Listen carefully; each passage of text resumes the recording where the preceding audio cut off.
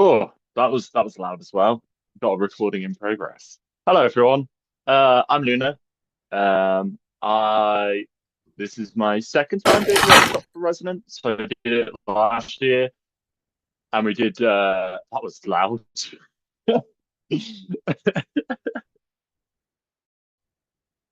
Sorry, I dropped something. And we did music business basics basically last year. And this year we sort of changed it a little bit. We're doing pathways into the music industry. So sort of the goal of this sort of session is to set you up with an idea of what skills and what you need to do to find a career in music. Um, I've been working in music for the last 10 years. I've done all sorts of tiny little things. Predominantly, I've worked as a DJ, uh, played big festivals, worked with Download, worked with Slam Dunk, worked with 2000 Trees. If you're in like that alt metal kind of scene, that's usually where I operate. I've done promotion. I've run my own record label. I've worked for record labels. I've worked in press. I've sort of done a little bit of everything. So the idea of this talk is to sort of draw on all that and give you some good ideas of like where you can get started to get moving in the industry. Um, so it's going to be quite interactive. So you're going to have to either be in the chat or um, raising your hands so we can chat. So yeah, the first thing we're going to look at is what might stop you from getting a career in the music industry. Um, so does anyone have any sort of ideas what might be a barrier to sort of start working in the music industry? I don't know if I can see the hands. Don't worry, I will keep stock of any hands being up. There we go. Anna. Lots of unpaid work, so if you need to earn money to live. Yeah. Yeah, yeah, 100%. That's a massive problem. Like, especially on the grassroots level, it's really hard to make a living when you're getting started. Well, I'm going to talk about that a bit more towards the end. Um, but that sort of ties into having sort of a low income or, maybe not having rich parents that can help you out and get you started. Um, Physically being access is massive, whether that's physically being able to access them or them not even being there. Um, it's a whole problem with accessibility in the music industry, and that goes from getting into the venue, but then there's also cities and towns where you won't find any. Like there's plenty in Cardiff where I live, but you go out to the middle of England, people don't have access to music. There's no music venues. There's nowhere they can go practice. So all these things like can make it really difficult. Um, and I've got a few more on this slide. So who you know is a big part of the music industry. So one of the big barriers is coming to the music industry and not knowing anyone. You've already made a really good step by being here and engaging with Beacons and Resonant. What you know as well, like a lot of the great thing about the music industry is there's no qualification barrier to get in. You can get in you don't have to go to get a degree in music. You don't have to go to college and do something. You can just get into the music industry. But you do then have to learn things. And learning things on the job is a lot of what the industry is. And that's quite a hard thing to achieve. Access, we've talked about a little bit as well. Location comes into it. If you live off in the middle of the Scottish Highlands, there's not going to be a whole bunch of music venues around, So again, probably similar to the middle of Wales as well. I don't know where everyone's based, but obviously I'm in Cardiff and there's plenty, which is very lucky. Your background, so like saying about your parents, family members, or like even just having a safe support network to get started and give things a go, and have that safety net is a big thing. And that comes into money as well. Having money to get started is quite a good thing. But again, we're going to talk about how we can get around all these issues. I know it sounds very sad at the start and sounds very difficult, but we're going to get around to how we can get around these problems. And gatekeepers, there are lots of nasty people in the music industry. Not loads, but there's some, and they don't want new people coming through. And again, we'll talk about how we can get around those people and what you can do to sort of avoid them ruining your careers. Um, so we're going to start with the what you know part of this and sort of look at a brief overview of how the music industry works. So does anyone want to have any sort of chuck any ideas for how money comes into the music industry? Um, like gets from people's pockets into the hands of artists and musicians. Does anyone have any suggestions? Ticket sales, that's the big one. That's like numero uno. The live music sector is the biggest sector of the music industry. So yeah, absolutely. Merch as well. Yeah. Have we got any hands? Can't see any hands. No. So yeah, no hands. So yeah, ticket sales. Wait. We got one. Anna. Anna. I was just gonna say record sales and record label deals. Yeah. Uh, Social media, I guess, comes into advertising is probably a big one. But yeah, I've got record sales down, bar sales, which I think a lot of people forget about, but is really an essential part of how music venues, nightclubs function.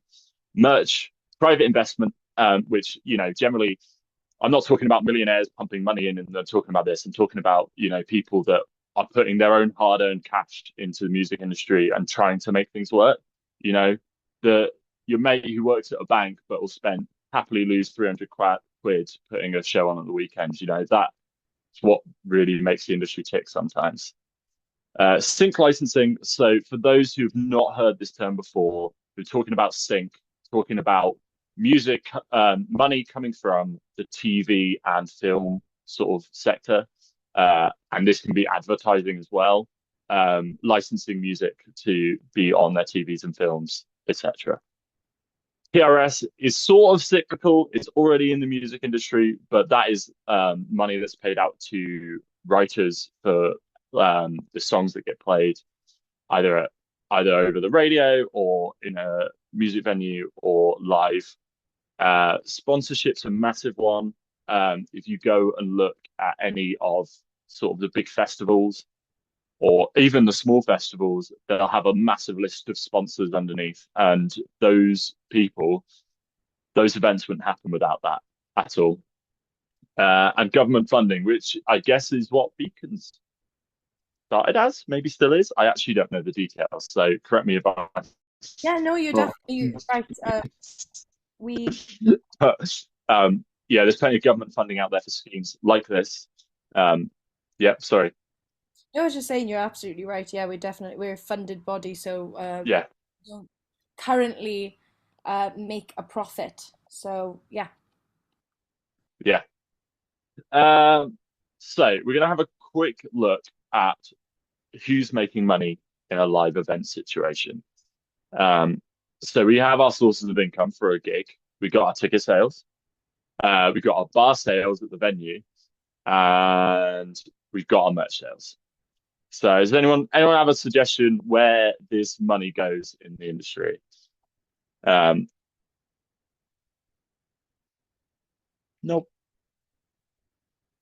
I can't see if someone's typing, I don't think, but um, gig promoters. Promoters are a big one. They get, oh, that's the wrong thing. How have I done this the wrong way around? Anyway, um, promoters, venue, artists are sort of the big three in this situation. And the sort of gold arrows you can see on the screen is sort of an indication of where the money goes. It's not completely accurate. This is sort of a very basic view. Your ticket sales go to your promoter pays your artist the artist fee, your promoter pays the venue a higher fee, the bar goes to the venue and the merch goes to the artist. Now, this is a very basic view and sort of, I don't know, how I think things should work. It's not always this cut and dry. We're in a situation now where you have people like Live Nation who are the promoters, but they also own the venues. You're in situations now where venues are taking merch cuts from the artists, promoters are taking merch cuts from the artists. Personally, I don't think that's how it should be. So we're going to look at this simple view for now. But when you get to the higher levels, when you get to the Live Nation gigs, like everybody's getting a percentage of everything. Um, and realistically, most of it's going to Live Nation. Um, but this is a really simple view, and there's loads and loads of jobs that go into making this very simple ecosystem work. Um, so, do anyone have any suggestions for? We've got promoters, we've got venues, and we've got artists. But what goes into making that show? This is what I'm trying to encourage you to think about when you're looking at a career in music. Lighting, sound tech, yeah, that's great. Production as well. Um,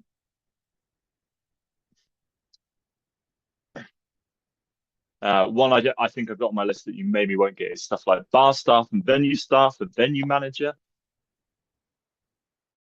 Um,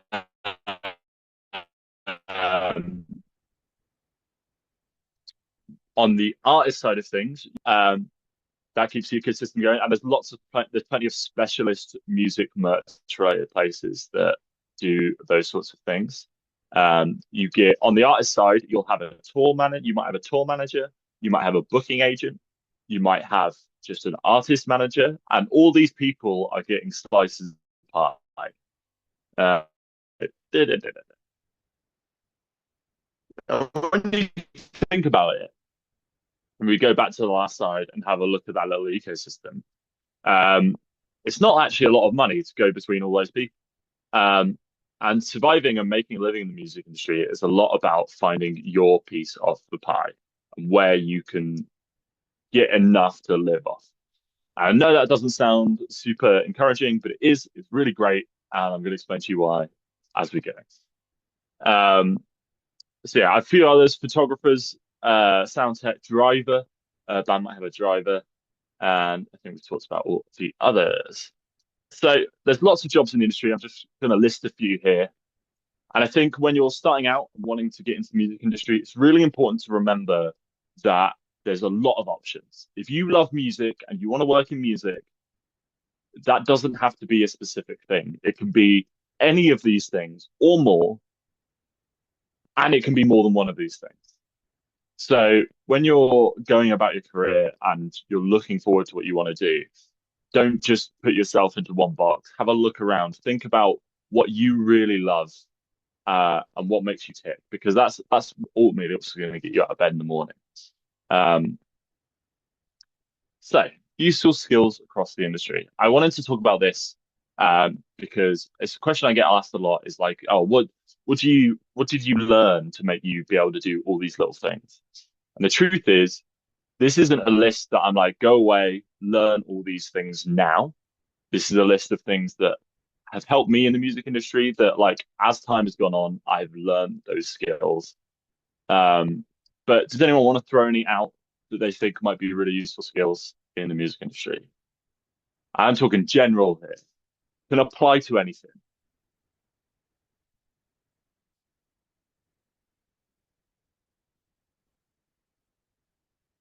Communications and that's huge. I think that's something that often gets really overlooked. I I had lots of people who I DJ festivals and all this, and I get loads of people being like, "Oh, your job seems really cool." And I'm like, honestly, 80% of it is sat in front of a spreadsheet doing admin.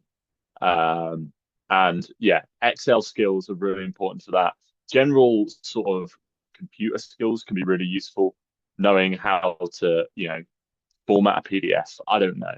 All these things. Marketing and branding, they're really important. And just having a general idea of those is really good. Not everybody is good at marketing and not everybody is good at branding, but knowing what you want and say, so I'm not great at design. I get better as time goes on, but I'm not a natural designer. But I can get an idea together. But I'll always take that to someone that knows way more about marketing and branding than me, so they can finish it off. Time management and balancing all different things. Yes, 100%. Like probably one of the hardest things about the music industry. So yeah, I've got a few more on here. Number one on this list it's not necessarily a skill, but I think you've got to have a love for music if you really want to build a career for it. If you're here to like, if you're here in the music industry to get rich and famous and I don't know, like live the dream life, you're in the wrong place because most people aren't going to do that.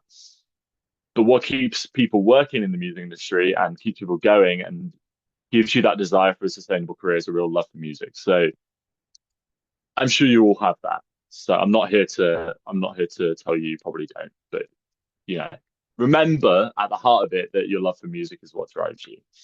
Money management and budgeting is huge. And we'll get on to sort of looking after yourself when you're in the music industry a little bit later and how important your financial health is and looking after that. Being aware of where your limits are, where you're not going to put yourself into debt, especially when you're doing DIY gigs or DIY anything. Networking skills, we talked a bit about communication, but networking is 90%, well, not 90%, but a large part of the music industry. You've got to be able to make connections, and we'll go through very shortly on some tips for networking. We'll talk about that. Photoshop, I know this seems generic, but like for real, just learning how to do basic stuff on Photoshop will make your life so much easier as you progress in your career. Because say you're in a situation, you've got some artwork, you've got an artist to make the artwork, they send it, and you need like one tiny thing fixed that if you knew Photoshop, you could do yourself, or you've got to send it back to the artist. Maybe wait a whole day for it to come back, and it will come back. So it's a really useful thing to have, just to be able to like whip up a poster, you know. Excel, we've talked about. Social media is really important. Having like, I'm really bad at it personally, but having a understanding of which social media you get on with and works for you and works with the content or works with the career that you want to have. Like, I'm not going to turn around. If you want to be a tour manager, you don't want to be on TikTok. But maybe if you want to be a DJ, if you want to be an artist, that's the place where you want to be. Analytics, this comes into admin, and this, you know, applies to everything. Like social media is amazing for it. Sorry, I think my cable's disconnected. There we go. Analytics, yeah. Understand you being able to look at like say you're working with an artist and you look at their Spotify for artists, be able to look at that and figure out where we should book some gigs, where we should focus. Those sorts of things are so important, and they can save you money and time and effort. And yeah, if you don't understand, you can learn these things, and you can also ask people for help. Website building, again, it's not essential, but it's again a really useful skill to get your head around because having a general understanding of how these things work will help you when, you know, say you need a website done, you can get halfway there by yourself and have someone else finish it up. You know, all those little sort of, or you're working on a pitch for something and you want to build a website, being able to knock that up in your own time or on your own clock before sending it off to someone professional to do properly is such a really good skill. Lots of admin we talked about. Writing copy is, I hate it, but writing copy is so important. Being able to write out an Instagram post in a legible way and an engaging way is really useful. And sort of the other really big one is problem solving. Like the one thing I've learned about the music industry is that like something can go wrong, it very much will. And being able to find your way around that was really a lot of what makes you make it. So yeah, I was going to go over this again. We've just covered a bit of what you know, and we're going to talk now about how to improve who you know, and have a look at networking. And I've called it the dark art of the music industry, which it very much is. But this is applicable to any career. A lot of places now is filled with lots of nepo babies, and the way they get there is they already have that contact. So if you don't already have contacts, you have to work extra hard to get them. But it's not as scary as it sounds. The first thing I want to say is networking is kind of just making friends with extra steps. Like if you personally want to work in a certain scene in the music industry, and you love all that music and you go to all the gigs, networking should happen for you fairly easily. If you're at gigs with all the bands you like and you talk to the bands, you talk to the guy that booked them, you you talk to sorry, I got distracted by the bing bong. Um, talking to people in the gig, making friends, making like connections, you're halfway there. You don't need to be going to big networking events and trying to, make friends with the guy from Radio One. Like, find your peers, stick together, look after each other, and it will get you way further than you think it will. Building relationships and community is like, again, if you are part of a community and you're involved in a community, this will happen naturally for you. Like, this is the one thing I say to bands a lot who ask, you go, "Hey, Luna, I'm not getting booked for any gigs. How do I get booked for the gigs?" And I'm like, "Are you going to other people's shows? Are you going to other people's shows and then talking to the bands? Are you making friends with promoters?" Because that stuff makes a difference. And having that personal connection really increases your chances of getting work. Like, I used to promote in Cardiff, do a lot of gigs, and like local bands who came to my gigs and went, "Hey, we wanted to come to this. It was really cool, but here's our band. You should book us to support someone if you see, if it's the right vibe." I've booked them all because that sort of dedication and being like involved in the scene makes it so much easier. Those people are already part of it. They know other people in the scene. They're making the effort. It's worth it. So when you're looking to network, make sure you're networking in a community and building that, making friends, or even just having really good working relationships with people that can extend over time is really important. Get yourself in the room. Like, this is probably the biggest barrier for networking. Like I said, go to gigs, go to events, go to club nights, go to festivals. That's where you're going to meet everybody else working in the music industry. And that can be really hard if you can't afford to. And we're going to get onto how you can get yourself in a room after this, and a couple ways you can do it without costing you a penny, basically. But that's half the battle. Getting yourself in the room. If you can find a way into a room where there's going to be bands or there's going to be music industry people, get yourself in the room because that's how you're going to make those connections. Uh, and yeah, I think a lot of people when they're networking get really caught up on, oh, I've got to have my quick intro and tell them this is what I do and this is how I want to work together. And that's their first instinct to be like, "Oh, hey, really nice to meet you. Oh, by the way, I do this, I do that. Can we work together?" And actually taking a breather and just making the connection will open the door for that naturally.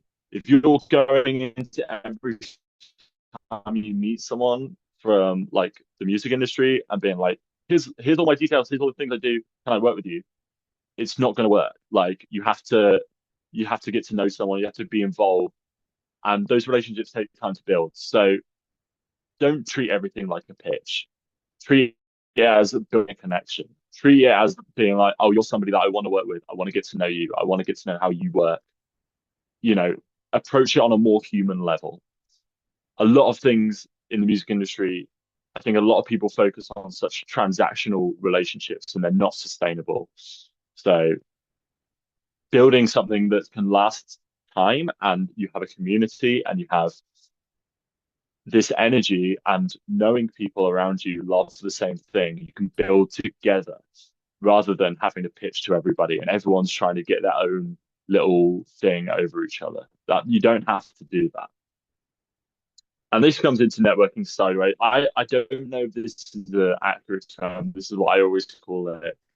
Is there's networking up, there's networking down, there's networking sideways. So if you're networking up, you're trying to get work from people who are above you in the pecking order. The people that have big jobs at Live Nation or the regional promoter that's booking all the bands that you want to book. That's networking up. Networking across is your peers. If you're a promoter, it's meeting other promoters. If you're a band, it's meeting other bands at the same level as you, talking, hanging out, working together. And it's really, I think it's one of the things people forget the most about is they're always focused on getting the bigger fish and looking up and trying to get forward. And those people aren't going to give you the time of day until you deserve it. And actually building a network sideways and down and with the people around you and in your sphere means that you can build your own sustainable community. And then when the time is ready, you can put pressure on the people at the top. You can be like, hey, we've built this amazing community. We want a bit more money now. Can you come and, you know, so like build with the people around you. Don't always look up. Look at, you know, you want to be looking around the people in school. If you're in Resonant, look at the other people in Resonant and be like, hey, we should do stuff together because I know you will as part of the scheme, but that's how you build a scene and that's how you build a career is building up those relationships. And yeah, focus your energy. Don't, you know, I used to work as a talent scout for a record label, and the amount of emails I would get every day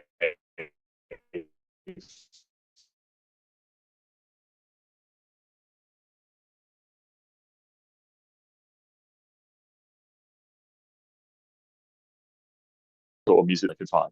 That's not going to work. You want to find things that work for you. Focus on the things that you want to do. Focus on, say, you've got a favorite record label or a promoter, you know, that books all your favorite bands, or you know, I know a DJ that you really love. Like those sorts of things. Focus on them. Don't just aimlessly throw things out into the internet because it won't work.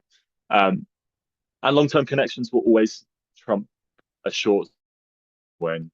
Um, and you know, I said to Yaz before we started, this talk about music industry, but it's also spreading my communist propaganda. And I think that connections and community are really what, especially in the world that we live in now, are really important to the music industry, and really important if you want to be successful.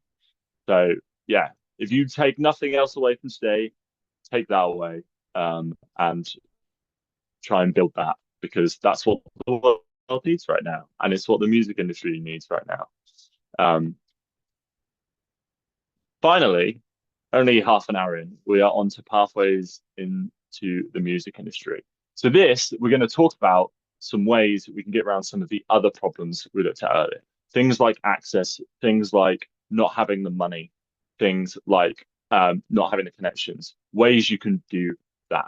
So we're going to start with number one. The easiest way to get into the music industry by far, Nepo baby. If you, I don't know if there's anybody in this call who has like a famous mum or dad that makes millions of pounds working in the music industry, but if you do, I'm stoked for you. Congratulations, you're probably going to do all right. Um, but for the rest of us, there's some other options. So, um, internships. Someone put in the chat earlier about internships, and I said we'd get onto it a little bit later. Being unpaid. But it is a way into the music industry. If you want to work at a Live Nation or you want to work at, I don't know, a big record label like Sony or Universal, the best way to get in is internships. Doing it yourself, easiest way to get in the industry, just do it. Volunteering, schemes and programs, and getting lucky. And I know this is similar to Nepo Baby, but sometimes you'll be in the right place, the right time, and you'll get a gig that you probably don't deserve. Um, and that's sometimes what can kickstart your career. Like for me, I what really kickstarted my career was starting DJing. And basically, what happened was I applied to DJ at this this venue, and there was two DJs arguing with each other about who was going to stay. One of them hired me in to push the other one out, which lucky for me, I got the spot, but I had no idea. Unfortunately, the guy that hired me to push me out eventually got pushed out by me a few years later. So it's what you can get lucky, you can be a Nepo baby, you can have these opportunities, but making the most of them is what is important. So internships, we had someone say that they're unpaid, but does anyone have any good shouts for what can be a good positive for an internship? What, you know,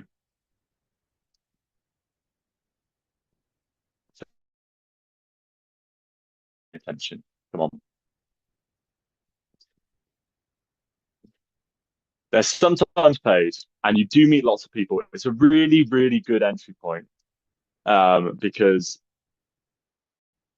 you know you if you're an intern at somewhere like Live Nation, you're going to be in the office, you're going to be in the calls, the big clients, you're going to be there, and often you'll work as someone's assistant, where you'll actually be getting all the dog's body work, but will make a name for yourself with the people that you make a difference to. Um, so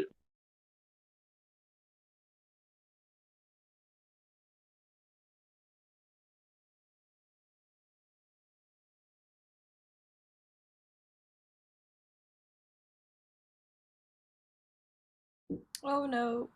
Who did who did we lose? I don't know, something happened there. Am I still screen sharing? No, screen share stopped. There we go. Come join back.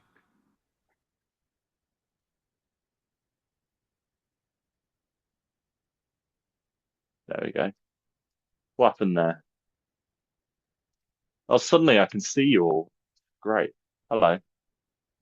Um, yes, high career ceiling. If you want to get paid the big bucks and make the most money, like getting in with Live Nation and people like that is the way to do it. Um, Often leads to better paying roles, but there's lots of downsides too. Little to no pay to start. Often London based, which, being in Wales can be a real big issue. It's one of the things that I think has held me back most in my career is living outside of London. I've got friends who have done what I do for way less time in London and get the same opportunities. So that's one difficulty, but that doesn't mean there's not opportunities to be had in Wales either. And often requires a separate income to sustain it. Especially if you're in London on little to no pay, like you've either got to be able to commute in, you've got to be able to pay rent, and most of the time that's only going to be possible if your parents have money or you have to have another job, which could be quite exhausting. Schemes and programs, you obviously all already know a bit about this because you are here. So yeah, there's lots of government funded schemes and programs for different people. Obviously, Resonant is focused for queer people and gender minorities, but there's all sorts out there. And it's all worth looking into. And if you're not sure, there's probably something for you somewhere. So always keep an eye out for schemes and programs. I've done a few things where, like, I've been part of the Association of Independent Promoters and ended up getting free tickets to festivals through that, and opportunities to network. Um, so there's plenty to be had. As new opportunities, often you'll be compensated or you'll have little to no personal costs, networking opportunities, and you'll get specialized help, especially if you're looking at schemes for specifically what you want to do. So when I was promoting, I went down to the Great Escape Festival in Brighton, which, if you don't know, is like half music festival, half conference. We had like a specialized sort of schedule for us to go to lectures and go to talks that were focused on promoting and putting on shows in the music industry. So those things exist out there. There's lots of places to look for them. Since you're already on the Beacons thing, the Beacons port, is there a Beacons portal? Or you're signed up to Beacons, you should be aware of a lot of those opportunities and be able to keep up with them. And yeah, little to no pay is the downside, but there's lots of great opportunities. Um, Volunteering is something that I think is a really, really good way of getting away in and meeting people. Very early on in my career, I volunteered at Soon Festival in Cardiff. I volunteered at 2000 Trees. I volunteered at Tangent Festival. I've also volunteered like helping out at pop-up shops, record labels, all those sorts of things. If you've got the time, if you've got a free Saturday, it's worth doing because there's lots of great benefits to it. Yeah, access to new opportunities. If you stay local and look at what you're and sort of specialize what you're doing, you can reduce any personal costs to yourself. Networking opportunities, and more importantly, it gets you experience actually working. which is one of the hardest things to come by in the music industry. But even if it's just standing on the door at a gig or helping carry some stuff, or those little bits, they add up and they help you understand the industry better, and help increase your experience. You know what's going on all the time. So really great for that. And it's very hard to get experience from working. And show your worth. I've been lucky enough that I've had a lot of opportunities that have come from volunteering, and me going the extra mile. And if you really love it and you're volunteering for something that you're really into, is a really good way to be like, hey, look, I can do all this stuff. I can help out. I'm really keen. I'm really eager. And people love to see that attitude. Like I I've trained up some DJs for the club I used to work in, and I would always pick a new DJ. I don't care if you've DJed before. I want to see your enthusiasm. I want to see how, like, if someone comes to me wanting to do something, I'm really eager to do something, I'm way more likely to take a chance on them than somebody that's just like, oh, I've already done this. I've sort of been doing it for ages. I'm not too fast. Like, give me that energy, you know? Obviously, still little to no pay, can take a lot of time. So, um, sort of the last bit of this is doing it yourself. And I think arguably this is the best way to get into the music industry. And it's still not great. I think we've gone through all these options and there's been little to no pay. And DIY, doing it yourself, can often be the same. But nothing can replace actually doing something. Actually going out and putting on a show by yourself is the best way to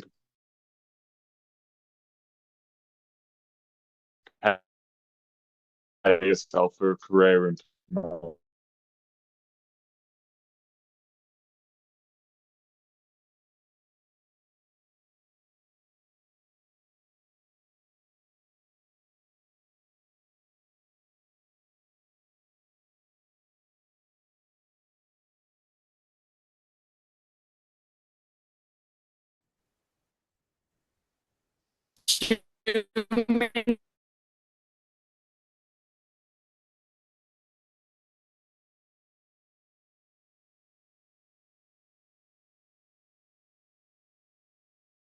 Um, is Yaz back?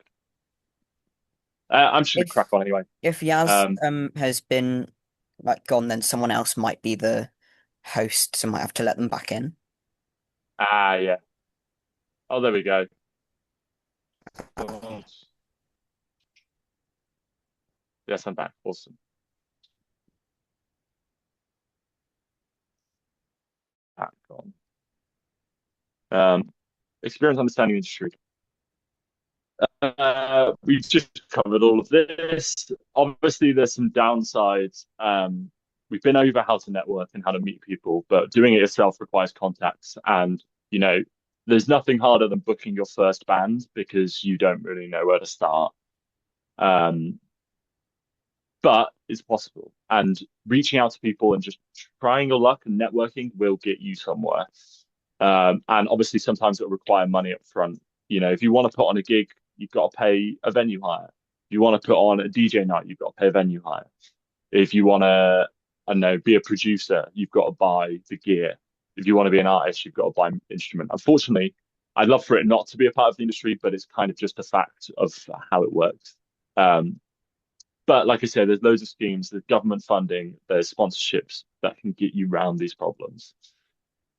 So after that sort of brief understanding of how to kind of get into the music industry and things you can do to set yourself up, we're going to talk about briefly how to survive it.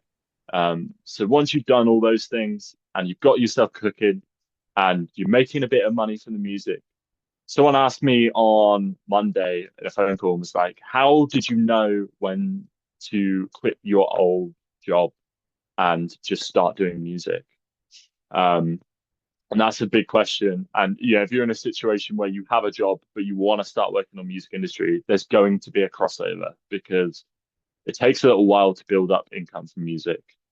But when you get there, you can do it slowly and drop things slowly. So I sort of dropped out of it when I got my first full-time residency at a club, and I was like, okay, I've got this guaranteed income now. I can just I can go, which was lucky for me, but it's a really hard thing to judge. Um, and one of the most important things is building up a portfolio of lots of different ways for you to earn money. Before we get to that, let's talk about health. One of the We talked about finances earlier. Financial health is a really big part of if you want to survive in the music industry. Like being aware of your finances. I'm not saying, you need a perfect credit score or anything like that, but being aware of your own finances, how much you can afford to spend on putting on a gig, how much you can afford to spend on traveling to this networking event is really, really important. And that's the same thing with your mental and physical health. You need to learn to understand yourself and your money and your limitations. Unfortunately, this is not something you can really just know. And you kind of have to find it out the hard way, um, of, making mistakes, pushing yourself too far. And a lot of the music industry is, pushing yourself a little bit too far and being like, oh, I need a week off. Um, so yeah, those are some things to think about as you go forward.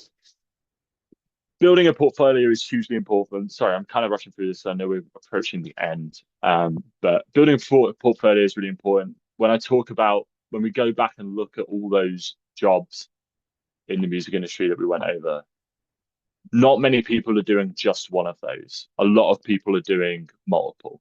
For a long time, I was doing A&R, I was DJing, I was also running a label, I was promoting, I opened a record shop. I did all these things at the same time because I was trying to find lots of different ways to make the money add up to make a living.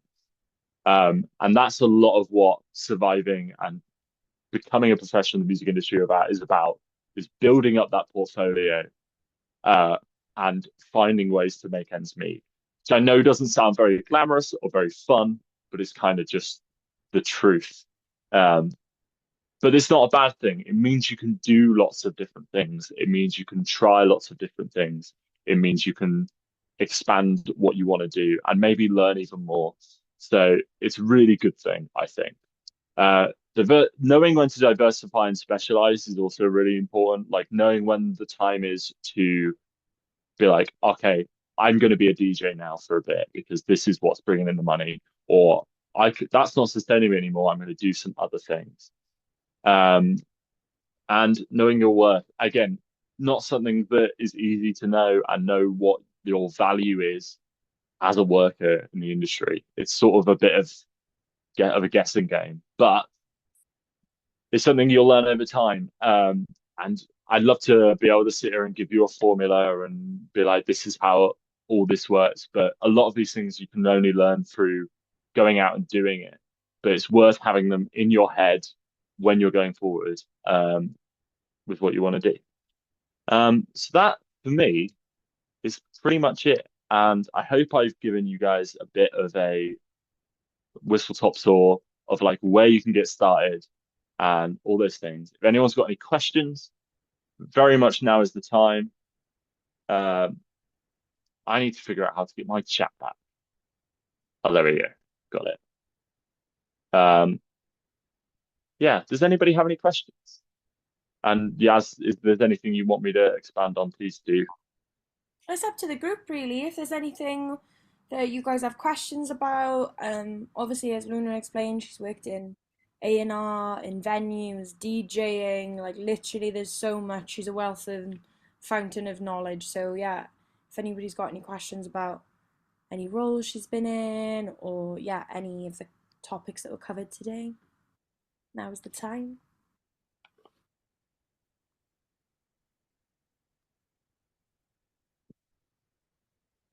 Awesome. I do my best.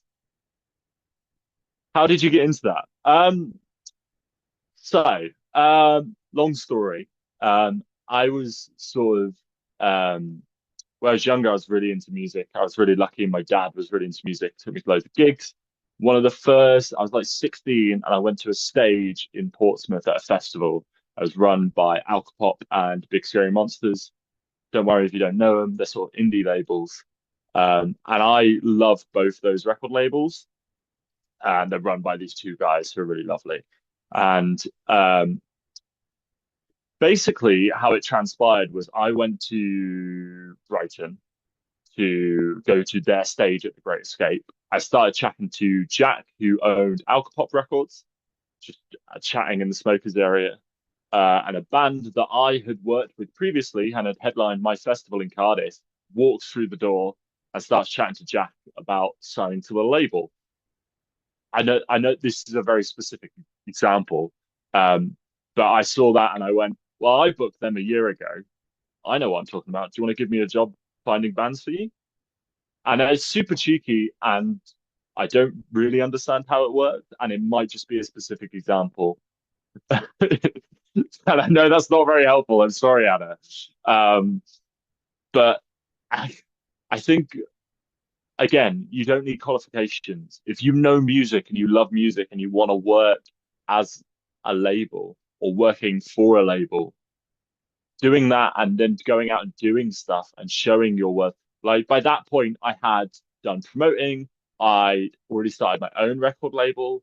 I was just really engaged with the scene. Like the guy knew who I was from me tweeting him all the fucking time because I always bought their records.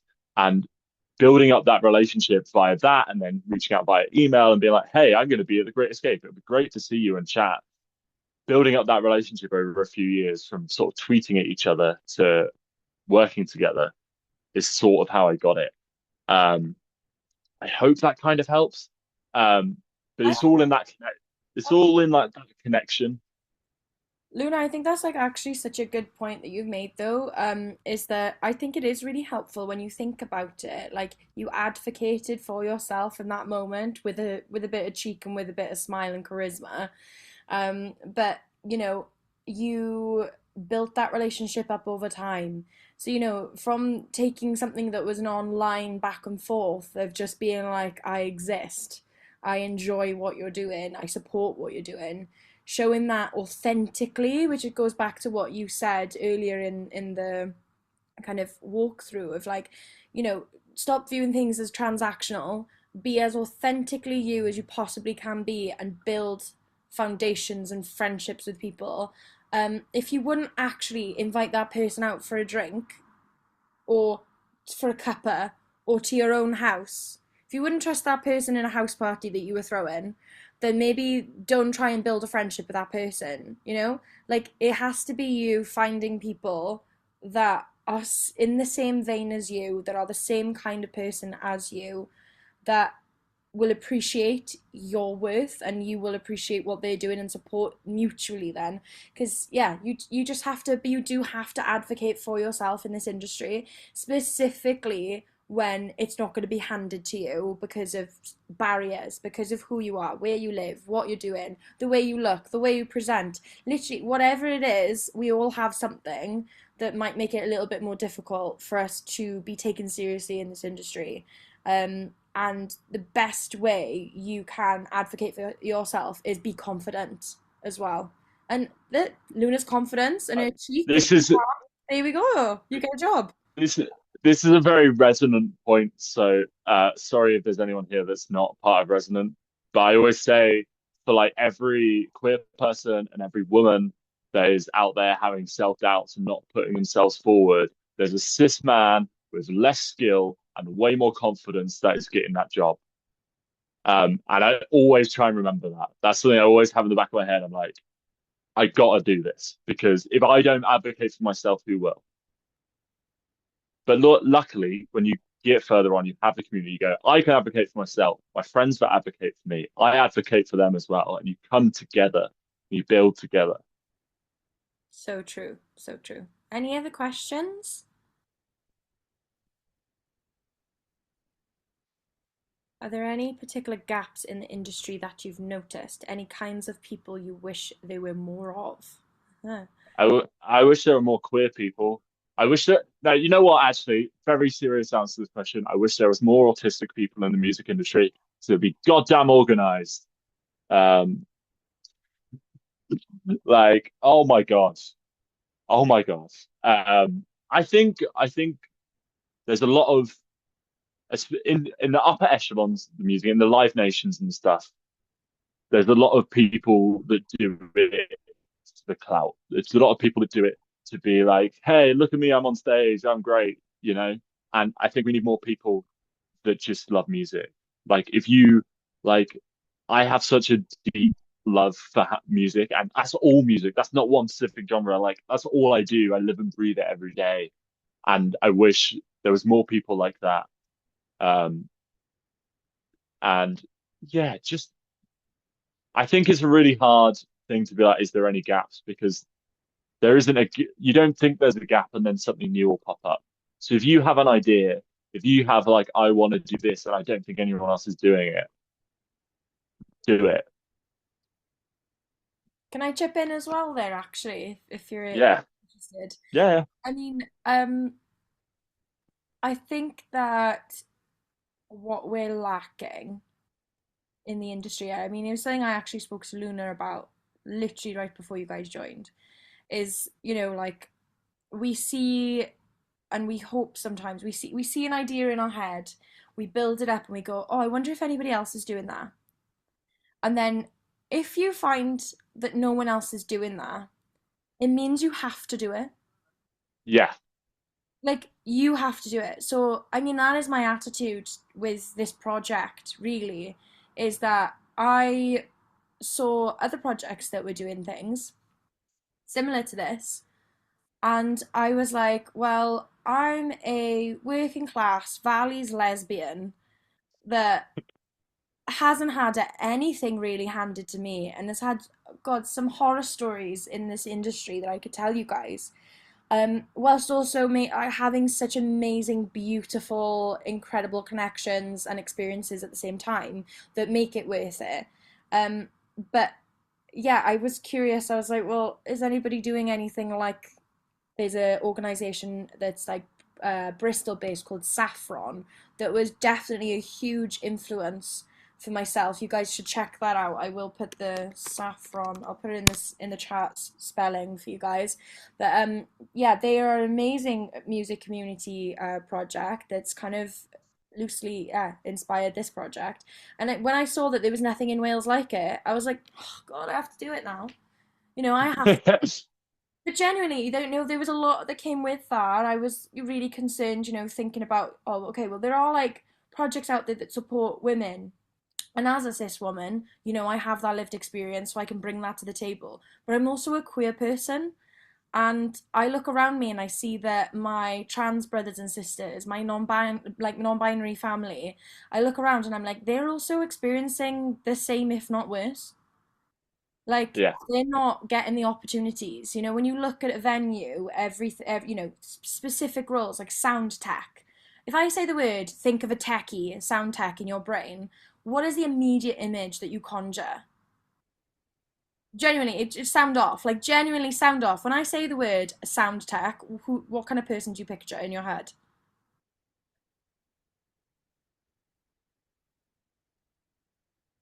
I'm waiting. I'm sat patiently waiting. Yeah, Yeah. yeah, yeah, exactly. Yeah, Angry sis that. always angry. Why are they always angry? Like They're always angry and they've always got angry. great hair. Yeah, and also yeah, extremely long hair usually. Um, so it's just like you think of a person like that, and I was like, well, why can't I do that? And then I became a sound tech for a couple, a better part of a year, and then I was like, oh well, I can do that then.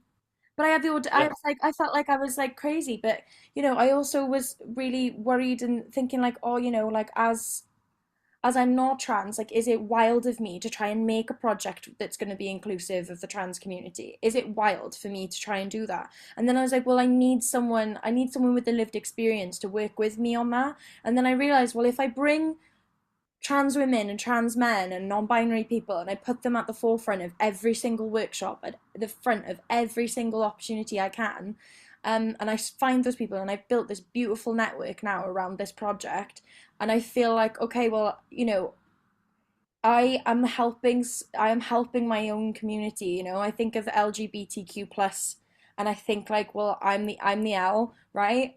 and a lot of the time, like there's infighting. Sometimes we get divided about things. But yeah, like I saw an opportunity. I saw that no one was doing something about it, and then I literally made a job for myself, and I badgered Yeah, people to give me money to do it. And it's tested me in ways that I never thought a project like this would. It's given me skills that I never thought that I had. I'm quite a gabby, like loudmouth, to be honest. But I've got a father who's half deaf, so I do blame that on him a lot of the time as well because I had to really speak up. But yeah, you find something in yourself, like a beautiful idea, and you have to convince yourself that you are the person to do it. Maybe it's like 50 confidence, 50 delusion. And that is the way I yeah, walk through the music industry generally. It's like 50-50 confidence, 50% delusion. And somehow you do actually strike a balance and manage to get things done. So, any other yeah. Just questions? sorry, just to quickly add on what Yaz said there, but like we need more doers. We need more people that are going to look at an idea and do it. So if that's you, like, or you think you can do that, or you have an idea, like, take this as a sign to do it. Oh, please.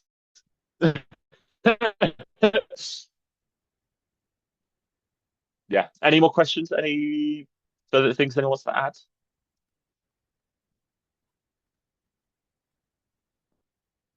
I'm looking around. Um, Everybody shake their head or like say all done. Anything else anyone can think of? Going but one, going twice. Okay, let's end it there then. So, I'm gonna put my email in the chat now. perfect. Yeah, Uh, if anybody wants to reach out and ask me a question not on call or talk to me about something else or want a more specific answer, please do. I'll respond when I can. Um, yeah, there's my email. perfect. I'll give everybody a chance to just copy that down. You guys Yeah, are obviously we're so grateful that you guys have attended. Thank you so much for giving us your time, as always. And thank you, Luna, you absolute angel, star of the universe. Such a fantastic voice and influence in this music community generally. And yeah, just so grateful to have you host this session for us. Um, for the Resi 10 in this room, thank you so much for joining. And for any membership members, this is just one of the events that we have going on. Well, this year we will be doing a blend of online and in person. We've only ever done in person stuff before. So yeah, we've got our next workshop coming up on the 6th of August on music production, hosted by the very talented Millie Blooms. That will be in person and it's going to be at Chapter. So yeah, that is one of three. So that we're going to have a series on music production throughout this year, and we're also doing a series on sound tech as well. A few subjects that are obviously just mad and so expansive that trying to squeeze them into just like an hour or 2 hours is just too difficult. So we're doing multiples of certain things. If you ever need anything, you can reach me at Resonant at beacons.cymru. Oh no, I'm wrong. Beacons.cymru is the website, sorry. Resonant, yeah, .co.uk is our email. There we go. So yeah, yeah, if you're not involved on Resonant, I think maybe one or two of you might not be, then yeah, just shoot us an email if we can do anything for you and keep an eye out for our events. Have a lovely rest of the evening, guys. Thank you so much for joining. thank you very much, guys. Bye. Thanks so much. Thank you. Have a lovely evening. Bye.